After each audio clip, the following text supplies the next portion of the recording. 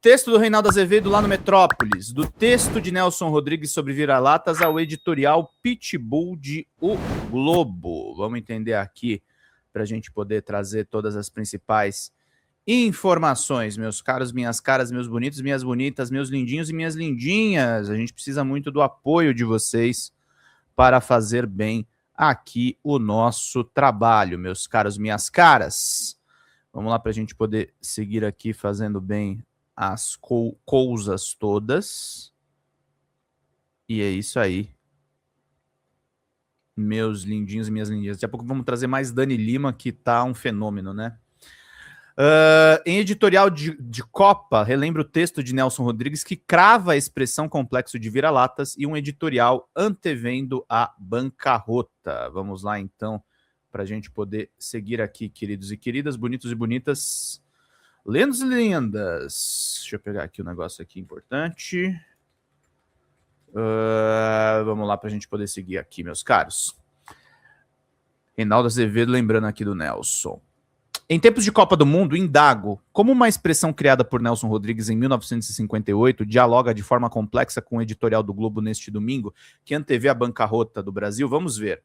O maior de todos, não há autor que tenha rivalizado com Nelson Rodrigues, dadas as múltiplas facetas, na criação de expressões que passaram a circular na imprensa, nas ruas, nos bares. E talvez seja essa a maior glória de um escriba.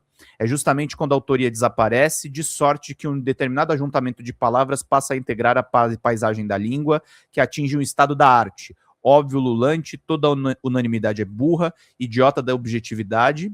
Eu sou um deles, por exemplo. O sol de derreter catedrais, padre de passeata, bonitinha, mas ordinária. Essa virou o título de obra e pode empregar também no masculino para designar a michuruquice eventual e temporariedade atraente.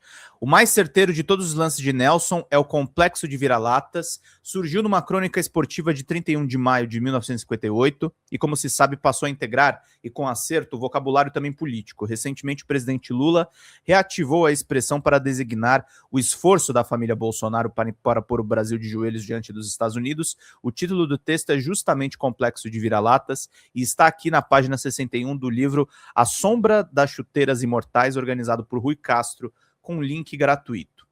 A circunstância, expliquem-se as circunstâncias, foi o último texto de Nelson antes do acho que escritor, né, nacional, embarcar para a Suíça, onde voltou coberto de glórias e com o rei aclamado, antevisto por Nelson. Tratarei do assunto em outro texto que ocupa até hoje o trono. É Screte Nacional? Que negócio é esse aqui? Acho que o Reinaldo errou aqui, hein? Reinaldo errou? Ah, não. É o termo clássico do jornalismo esportivo brasileiro que faz alusão à seleção brasileira. É da seleção brasileira. Antevisto por Nelson, tratarei desse assunto em outro texto que ocupa até hoje o trono. O Brasil tinha sido banido da Copa de 54 pela Hungria e pesava no trauma nacional a derrota de 1950. Em 9 de maio de 56, fez-se um amistoso Brasil-Inglaterra em Wembley. Perdemos por 4-2. Na crônica de que trato, publicada em Manchete Esportiva, Nelson retratou o jogo desta forma. Vamos lá, meus caros, minhas caras. Ô, louco, Efraim! Obrigado, meu caro. Que coisa maravilhosa. Obrigado pela ajuda, Efraim. Efraim é um queridíssimo amigo. Obrigado, meu querido. 75 é o que falta, gente. Um membro. Vamos contribuir aí para a gente poder seguir. O que estão falando aí de mentira da Folha? Tá falando da gente aí, o espertão aí no chat? Vamos lá, meus caros, minhas caras. Vamos seguindo aqui, fazendo bem o nosso trabalho.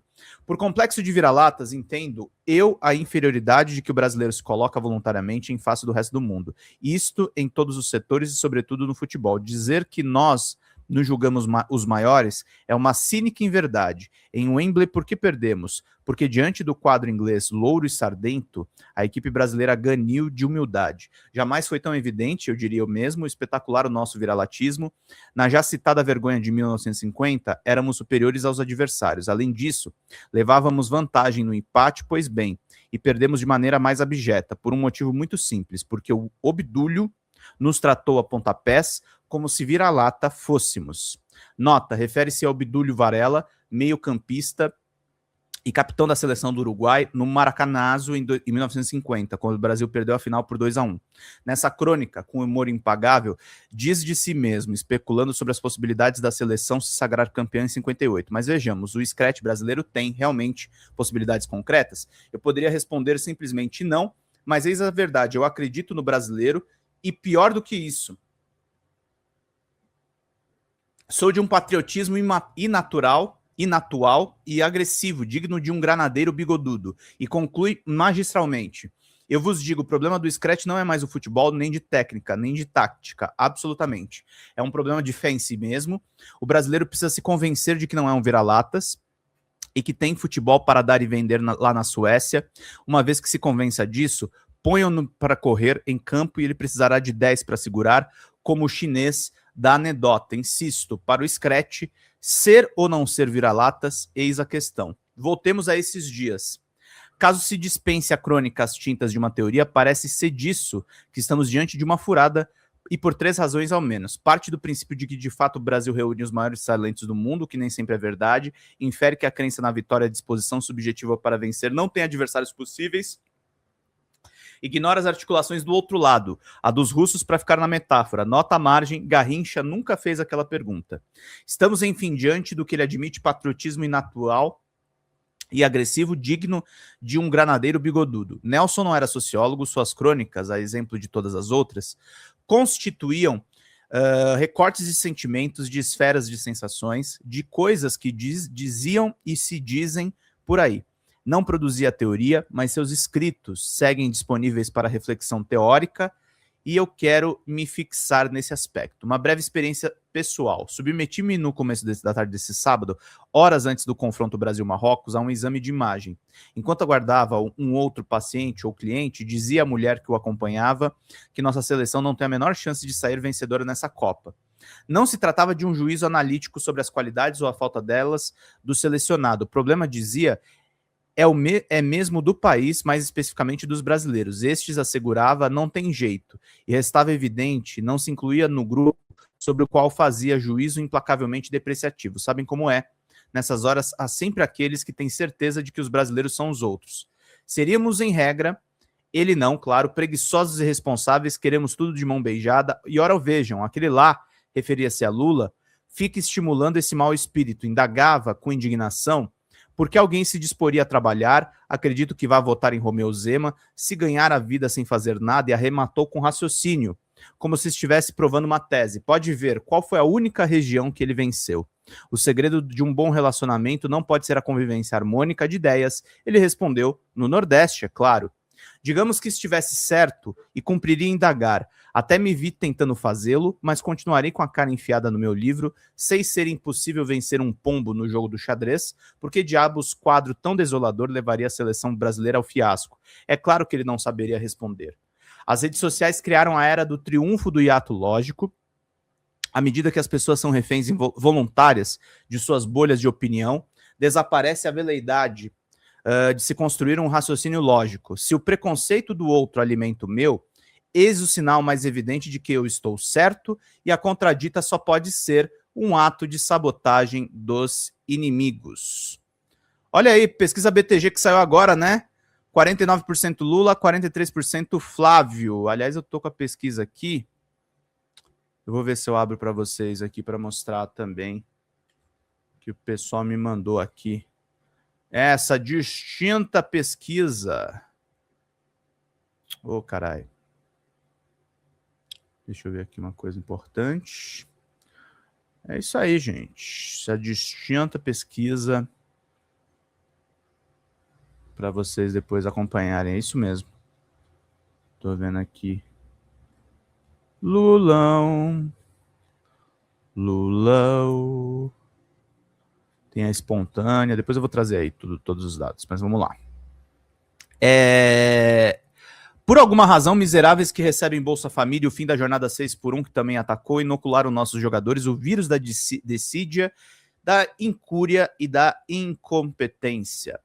Conclui com um triplo salto carpado lógico a sua antevisão da derrota, assegurando adicionalmente que os salários milionários pagos no exterior a jogadores brasileiros que eram pobres diabos até anteontem também contribuíram para lhes entorpecer a verdade. Deixou claro que se o Brasil levar a Copa, só o acidente explicará. Se perder, o responsável é Lula e ponto. Alguém o chamou para o exame, o que lhe vai de mais horrível por dentro certamente não será revelado por nenhum aparelho. Voltemos ao complexo de vira-latas. O complexo de vira-latas de Nelson Rodrigues foi submetido, no curso de décadas, a uma torção de sentido. Se antes, como queria o cronista e o dramaturgo inigualável, o impulso atendia a algum atavismo ligado à subserviência e, nas suas palavras, a uma atitude negativa que se revelava como mero disfarce de um otimismo inconfesso e envergonhado, passou a ser, nestes tempos, um exercício de exclusão do outro que se manifesta como ódio ideológico e de classe.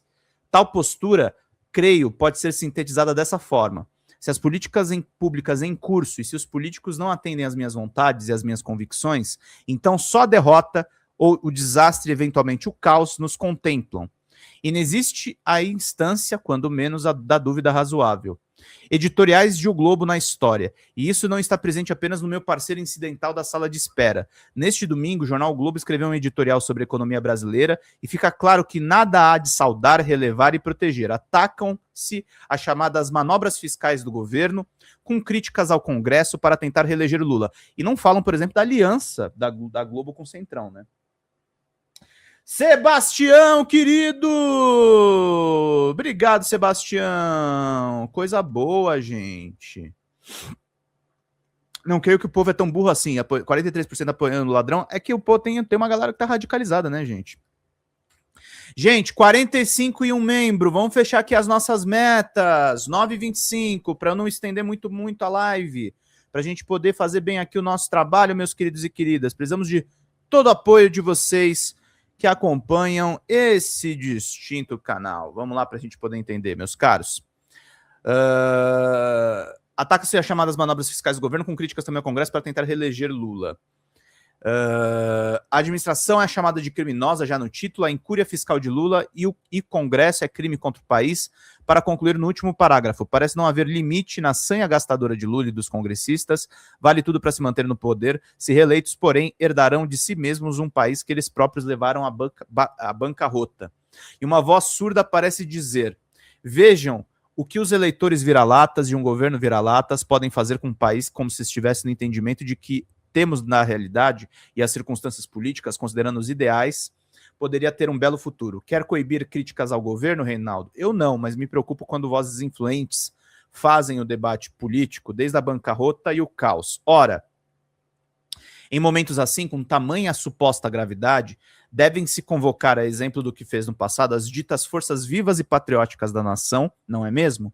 Afinal, é prioridade impedir que mergulhemos todos no abismo.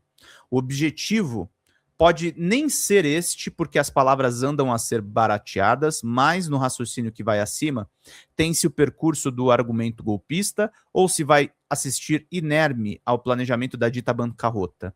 A história, no dia 1º de abril de 64, contra a bancarrota e o caos, então, claro, o Globo saudava o golpe, assim, e me dispenso de aludir o dia da, bem vocês sabem.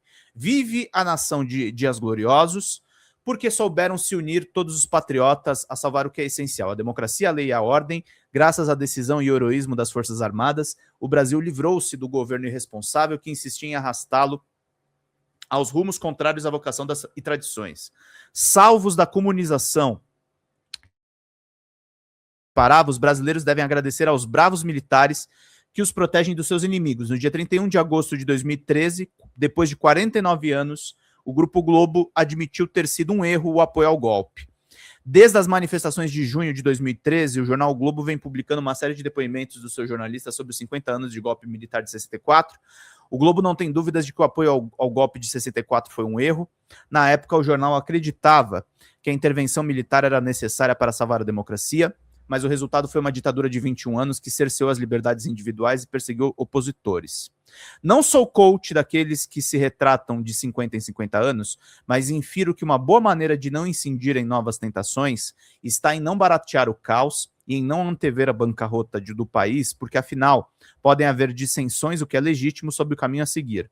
A muitos, a matemática de 1964, também parecia irrespondível e talvez assim tenha parecido por 5 décadas. Encerro, Reinaldo. Você começou com uma crônica de Nelson Rodrigues e terminou por fazer um repto contra os percursos retóricos golpistas? Sim, é justamente o que eu pretendia fazer e eu o anunciei. Em tempos de fascistização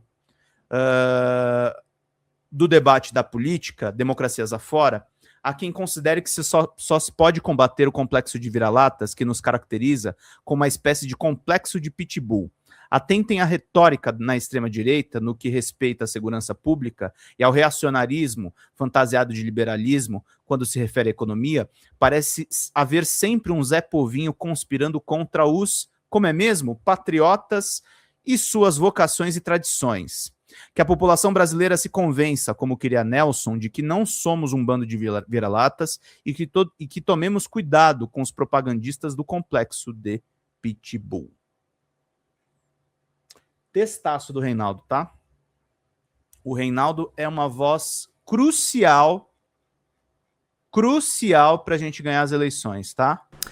Fala, galera da Folha TV, não se esquece de se inscrever aqui no nosso canal para assistir programas como Folha Notícias Manhã, Folha Notícias Noite, o nosso Folha Entrevista e o nosso Barzinho das Meninas. Muitas coisas bacanas a gente acompanha por aqui e a gente precisa muito do apoio de vocês para nosso trabalho jornalístico, investigativo, de curadoria de conteúdo, com vocês ajudando no nosso Pix, folhademocrata@gmail.com, ou mandando superchats, valeu demais, e os recursos financeiros, tornando-se membro do nosso canal, no nosso curso de jornalismo básico, para você ficar muito bem informado a respeito de tudo.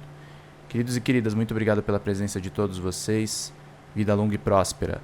Cuidem-se, cuidem dos seus e não esquece de se inscrever aqui na Folha TV. Até mais!